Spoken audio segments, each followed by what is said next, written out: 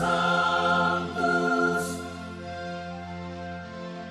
Sanctus, Sanctus Dominus Deus Sabaoth. Salam jumpa kembali saudara-saudariku yang terkasih dalam Tuhan kita Yesus Kristus. Salam sejahtera untuk kita semua. Berkat Allah yang Maha Kuasa senantiasa menyertai kita. Marilah kita mendengarkan dan merenungkan bacaan-bacaan kitab suci hari Selasa tanggal 28 Mei tahun 2024. Dalam nama Bapa dan Putra dan Roh Kudus. Amin. Bacaan pertama dari surat pertama Rasul Petrus bab 1 ayat 10 sampai 16. Saudara-saudara terkasih, para nabi telah menyelidiki dan meneliti keselamatan kalian. Mereka telah bernubuat tentang kasih karunia yang diperuntukkan bagimu. Mereka telah meneliti pula saat yang bagaimana yang dimaksudkan oleh Roh Kristus yang ada dalam diri mereka. Roh itu sebelumnya memberi kesaksian tentang segala penderitaan yang akan menimpa Kristus dan tentang segala kemuliaan yang menyusul sesudahnya.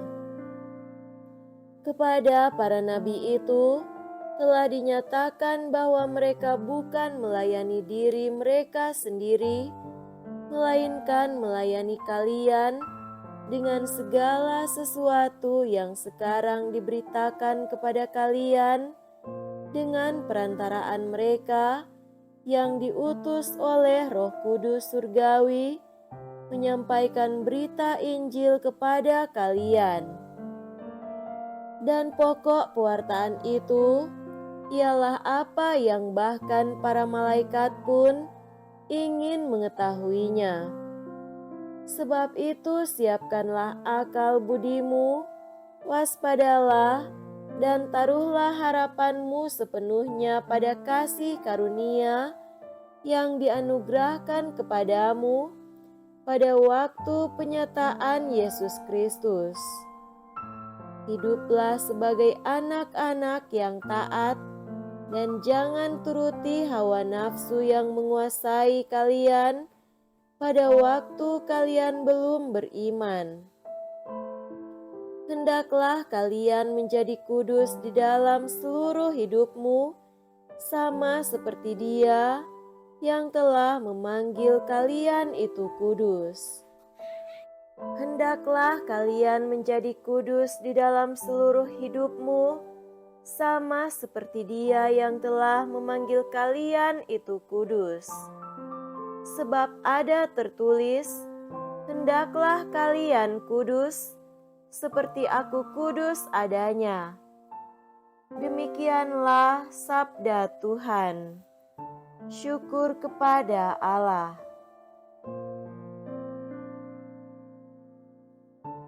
Semoga Tuhan beserta kita sekarang dan selama-lamanya. Inilah Injil suci menurut Markus. Dimuliakanlah Tuhan. Injil Markus bab 10 ayat 28 sampai 31. Setelah Yesus berkata, betapa sukarnya orang kaya masuk kerajaan Allah, berkatalah Petrus kepada Yesus, kami ini telah meninggalkan segala sesuatu dan mengikuti Engkau. Maka Yesus menjawab, sesungguhnya aku berkata kepadamu, barang siapa meninggalkan rumah, saudara-saudari, ibu atau bapak, anak-anak atau ladangnya, pada masa ini juga ia akan menerima kembali 100 kali lipat rumah, saudara laki-laki, saudara perempuan, ibu, anak-anak dan ladang, sekalipun disertai berbagai penganiayaan, dan di masa datang ia akan menerima hidup yang kekal. Tetapi banyak orang yang terdahulu akan menjadi yang terakhir, dan yang terakhir akan menjadi yang terdahulu.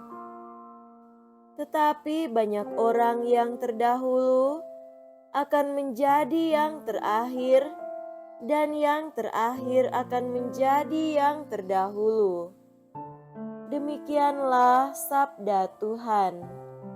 Terpujilah Kristus.